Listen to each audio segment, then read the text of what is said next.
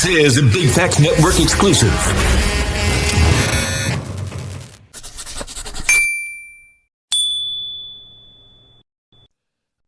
A 96.1 The Beat iHeartRadio. It's a DJ Screen Show. Listen, I'm about to have a chat with a legendary brother. If you know anything about real ATL hip-hop history, let me tell my story first, all right? Go for it. Welcome, Four Eyes, first off. So I was a young buck just trying to make a name for myself, just trying to get on, you know what I'm saying, passing my CDs out and people throwing them in the trash, et cetera, et cetera. You know the grind. I know the feeling.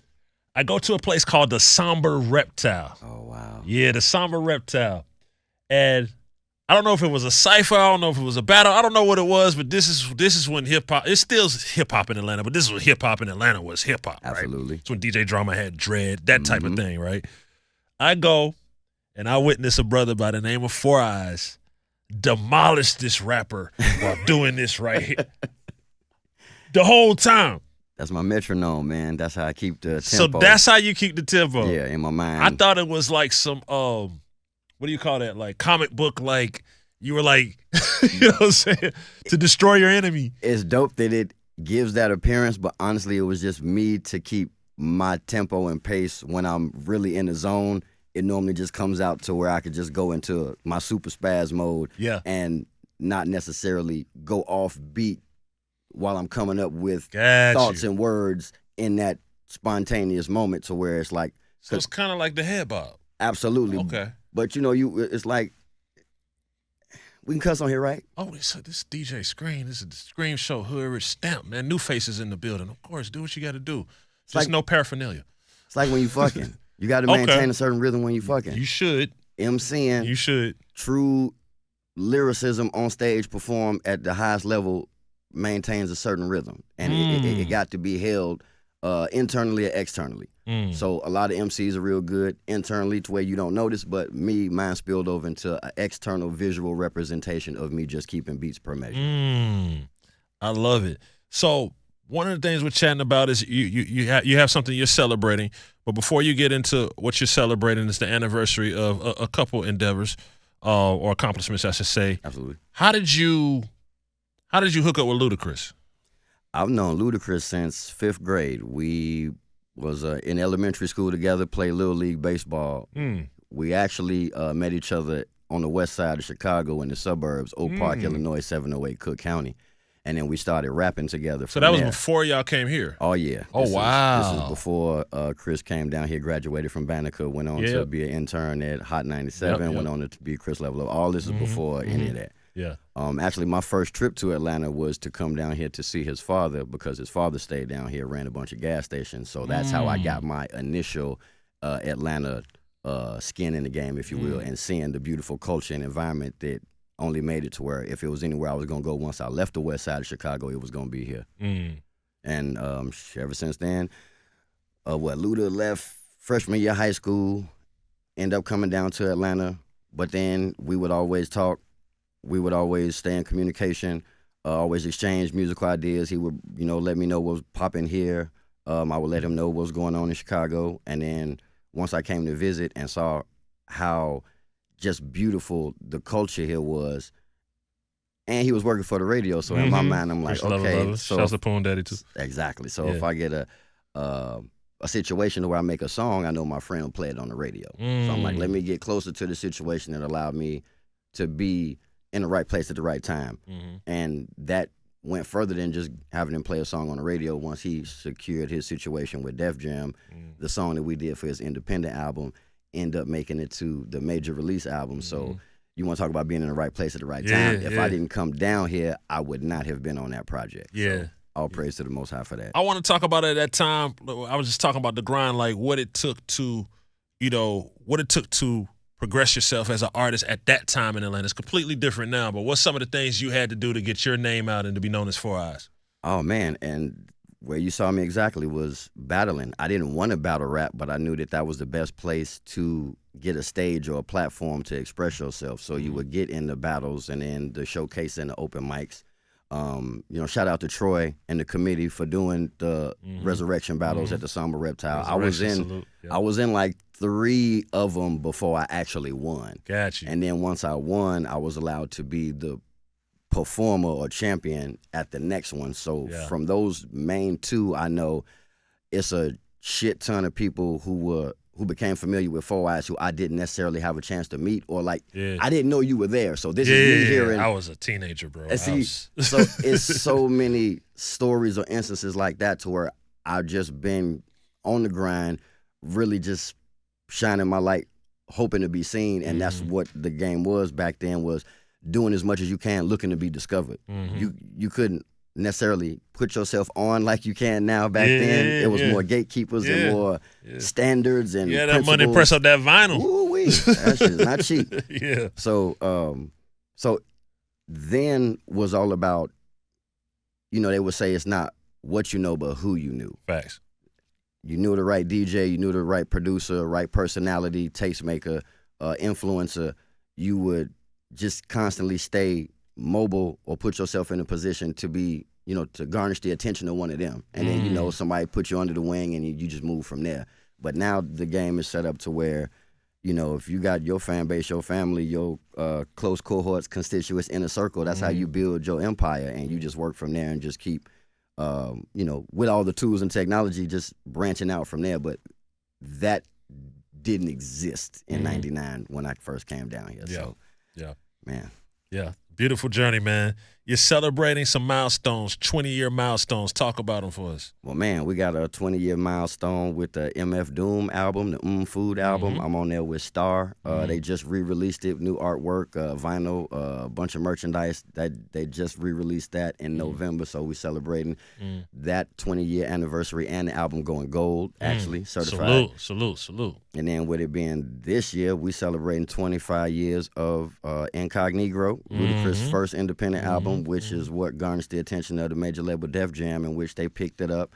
It got relabeled or renamed back for the first time, and my song is still on there. So I am celebrating 25 years of being in Atlanta and my first major contribution to hip-hop on a professional level. Salute to you. Congrats to you on that. You deserve all the flowers for that, you know what I'm saying? Thank you very much. You were giving me some love, you know what I'm saying, before the camera start rolling, just saying I planted some seeds that have sprouted, and I want to salute you as well, because, again, me and my partners was in there. I'm telling you, it was one of the moments. It's like discovering, like, oh, bro, hard. Hey. You know what I'm saying? So here we are going back to Cedar Grove High School and telling all our friends about you heard of 4 Eyes. So that's why I always tell people, though, man, when I DJ, man, if it's 3 people there or 3,000, I'm going hard like it's my last time DJing. Yeah. You don't know who in that building. You don't know who in that audience. So did I have the Jerry curl bag on and the No Limit jacket? No, you didn't have that. Okay, so then we would have clowned you first before we get. See, so exactly. You probably were there after I won the battle. So I think so, yeah. So I had got locked up for driving on suspended license in 2000. Okay. Gotcha. And Christine White, she goes by Baina. She actually drove me to the cypher, and she stayed there. Like, she didn't drop me off. She said, "No, fuck it, I'm finna stay and watch the motherfucking battle." So at this time, I was kind of staying with Chris Luda, but I had just moved out. But I was like, you know what? Let me raid this nigga closet real quick before I go. And I was growing my locks, so I put on a Jerry curl bag just to cover my locks up because they wasn't done. And then for some reason, I said, let me put this No Limit Records windbreaker jacket on when I go to the cypher. Yeah. And nigga, like you said, you would have clowned me. Nigga, nobody suspected anything. Yeah. I was so when I got up there and started rapping and spitting and the arm came out, everybody's jaw dropped. Everybody completely went into hysterics as far as them expecting the worst and getting the best. So then that is the battle that I ended up winning. From that battle, Christine White, who's good friends with Ludacris, she was expressing to him how much of a great job I did, and Chris had just he financed Incognito out of his pocket. He using all his radio money.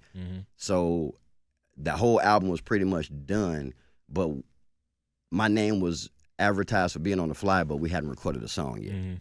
So he was like, yo, you smashing these battles in the A, I need to put some of that flavor on this project. Let's go in the studio and do a beatbox joint. I'm just going to let you just go to town. I was like, bet. So went to Patchwork.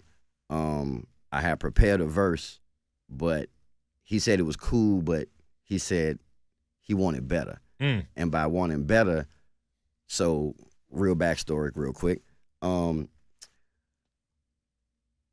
We all graduated high school in 95. I didn't go to college. I went into the workforce. Everybody I know went to college in some way, shape, or form. I just went straight into the workforce. And when I was working, I was at this factory, and I had the shipping label access. So I was recording like bootleg tapes in my Toyota Corolla, and I would mail them to Chris just on some, hey, man, see if you like this. Let me know how I'm progressing. Just, on some sharing MC shit. And Chris was like, yo, for this album, do that verse that you sent me that was on that tape. So the verse that comes out on the 2000 release of Back for the First Time is actually a verse from like 97, 98. But Chris loved it so much, he said, do that.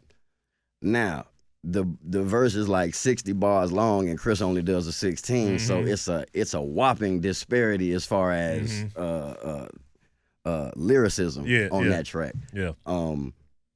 But that's why I love Chris, and I always appreciate and respect him, because he gave me that platform to just go to town. It was like, hey, I'm finna literally throw you the lob off the backboard. Just show. Gotta respect that. Yeah, just go nuts. And that's pretty much how that song came to be. That's how that project came, and it all stems from like what you saw, me getting my chops up as an MC in these ciphers and these battles in Atlanta in late 99, early 2000. Amazing. Before we jump into one of those iconic verses you're gonna do for us on the Scream Show, man, I got a question I want to ask you because I respect your opinion. Give me the top 3 Atlanta lyricists of all times. Politics aside, not flow, not cadence, that's important as an MC, but we talking about lyrics. We talking about when somebody says something and you don't figure it out till 4 weeks later, like those type of lyrics. Top 3 lyricists of all time. Shout out to fellow Virgo, Titty Boy, that nigga 2 Chainz. 2 Chainz.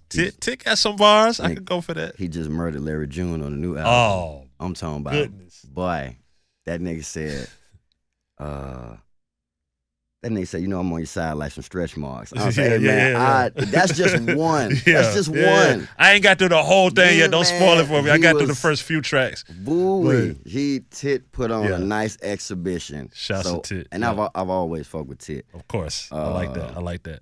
No, in no particular order. Saha the Prince. The Prince, I was about to say. Saha is absolutely disgust-o-matic. Yeah. Melts the mic. I'm just, ooh-wee. And then,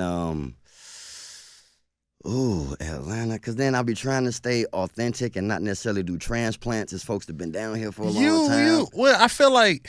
Because I'm a transplant, but I'm not from here, so then if folks say 4 Eyes in Atlanta, I appreciate it, but then in the grand scheme... You're cemented. So we're speaking of if you had to get 3 other people to hoop with you on your team. Okay. You'll go get Saha. Okay. Yeah, you'll go get Tit. And then...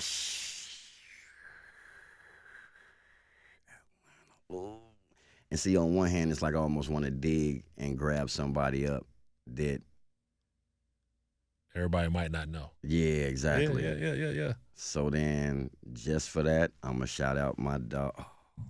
It's a lot, right? I know it's tough. I want to give you 5, but I got to give you 3. Where is Akeem Ali from? Akeem Ali's from Mississippi. So he won't. That's my brother. He been up here and melted the mic plenty times. But like, he's Mississippi. Okay. Yeah. So, and I'm talking about, and it's multiple. I'm like, God damn, folks be snapping. I mean, I could always go Killer Mike. I could always go T.I., but I'm trying to. I like to really get the dirt up under the carpet and pull somebody out to be like, ha.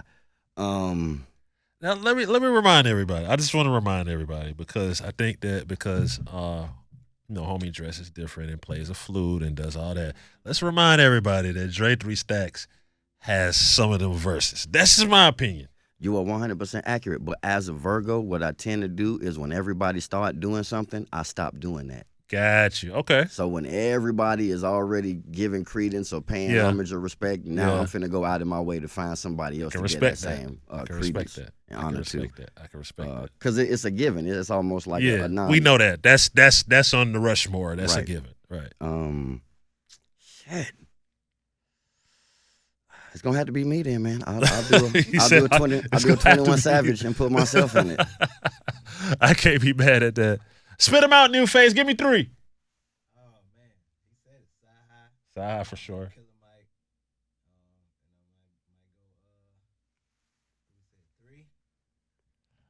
Mike. I'm gonna mess y'all up with 2 names. That I just want to throw out there since we're having this culture conversation. I hope he comes to the show soon. We spoke recently. There's a brother by the name of Reggie P. Not familiar. You know Reggie P? I don't think I'm familiar. You know Reggie P. Yeah, he used to do the battles at the other place. Yeah. Right, okay. But he's won a lot of battles, so salute to Reggie P. He go crazy. And is Mr. Cool from here? Born Threat? Mr. Cool? Mr.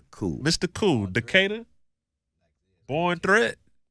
Oh, I'm going to give you some homework. Hey, I like homework, man. Put me up on game. I'm going to give you some homework. Born Threat is like if you remember The Gate, it's like a Atlanta classic, and you just got to hear it. But I just salute just because we're having this conversation. Like, I brought you up in other conversations, right? I just want to just throw those brothers' names out there. I think they'll pleasantly smile when they see this. Absolutely, and that's what we need to do. Each one, teach one. Oh, P-I-double-L. Pill, for sure. Phil went hard. For sure. You ready for these bars, man? Absolutely. Let's run it. All right, we're going to get you queued up. You know what it is. It's the DJ Scream Show, 96.1 to Beat iHeartRadio. This is a Big Facts Network exclusive.